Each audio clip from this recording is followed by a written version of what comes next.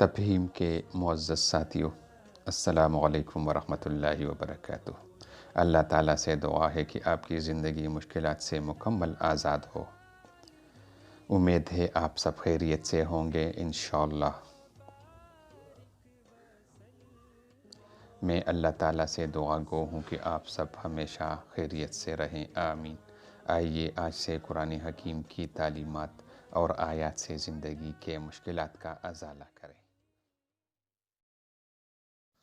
ناظرین، بعض اوقات حافظہ بہت کمزور ہو جاتا ہے یا پیدائشی کمزور ہوتا ہے، تو ایسے طلباء اسکول میں بھی کمزور رہ جاتے ہیں اور حفظ قرآن میں بھی کمزور ہوتے ہیں۔ تو آج ہم آپ کو ایک ایسا وظیفہ بتا رہے ہیں جس سے انشاءاللہ آپ کا قوت حافظہ بہت زیادہ مضبوط ہوگا۔